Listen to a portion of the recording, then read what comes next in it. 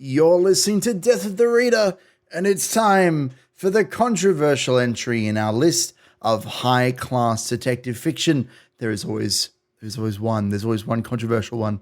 Usually any films that we cover will be contentious in terms of placement. Is it really fair to place a work of a visual medium in the same competition as some musty old books? Am I even qualified to talk about film theory? Well, I'll have you know that I completed at least one, and I quote, unspecified film studies unit in the course of my school education, so I am the most qualified person in the room. It is Glass Onion by Rian Johnson that takes the fourth place in our competition for 2023, just shy of the grand podium itself. When this film came out, I was excited, despite its strange titling as Glass Onion, a Knives Out story. Even though it seemed to have nothing to do with the previous movie's plot, I was intrigued.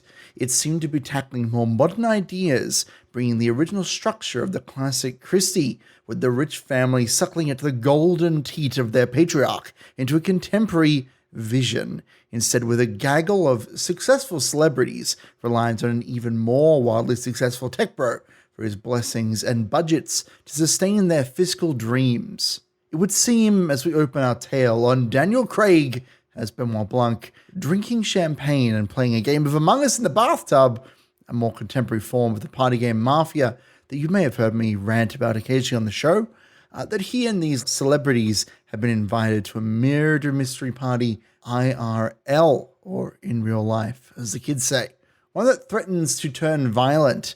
As for at least one participant, it isn't a game at all. It's a staple of the genre, and Rian Johnson, throughout the story, the witty script, and telling visual direction, sometimes even hiding clues in plain sight that I was pleasantly surprised by on a second viewing, is able to twist the knife on pillars of the genre, putting together a viewing experience that is entertaining to watch, fun to solve in real time, though sadly there are no dogs barking at the criminal to confirm our answers this time around, and has a hearty amount of misdirection to keep your grey cells ticking all the way to the end of your screening. And there are plenty of suspects and potential victims to claw our way through. The clear character under threat of murder is Miles Braun, aforementioned tech bro and owner of the isolated island that the majority of the story takes place on.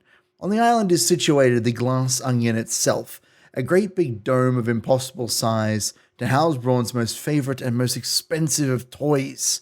His guests are his closest inner circle from before any of them became wildly successful, thanks to his work, of course. They all follow a code of innovation in their own space, and all of them, in accordance with the murder mystery code, could use an awful lot of money right now.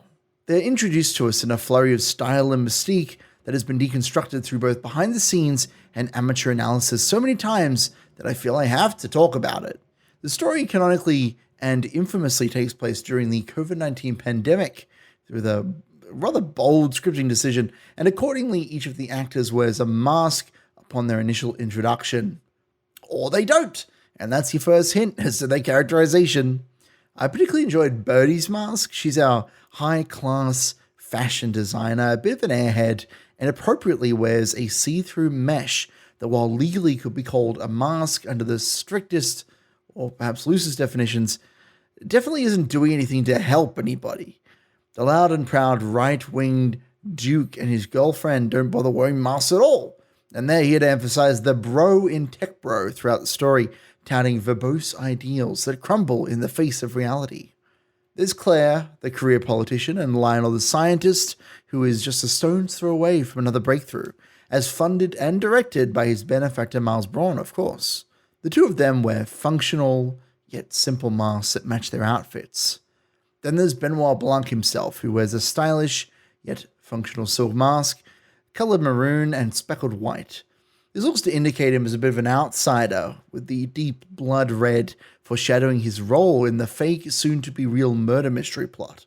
There's also Andy Brand, a guest who we know comparatively little about, and seems to be in the outer rings of this group's circular relationship.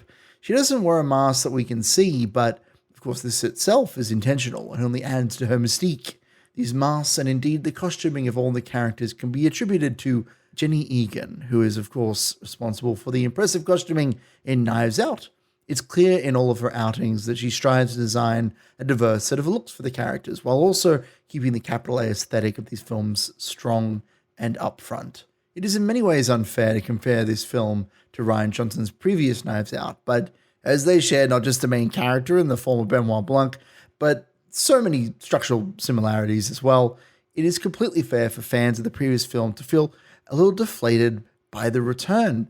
I can praise the leaps into the modern era as much as I like, the boldness to leave the resolution again outside the firm but empathetic hands of Blanc during the climax, the progressive social message about corrupt systems, what it truly means to be a disruptor in the space. But there is a lesser complexity that Rian Johnson intentionally sacrifices for the sake of fun. And boy, is it a fun film. I can't help but feel, though, that if the mystery were slightly less fair or slightly more complicated, mostly in the case of the movie's culprit and villain, then we would collectively hold this film in a higher esteem.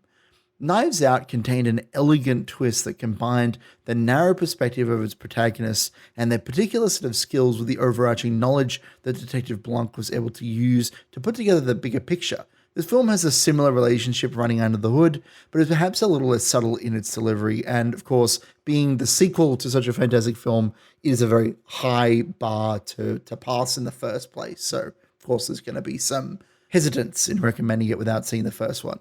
However, I can heartily recommend peeling apart Glass Onions' many delicious layers, as I was thoroughly entertained all the way through, and even on a second and third screening, loved it. And frankly, it's a significantly lower time investment than any of the books I've flicked through this year.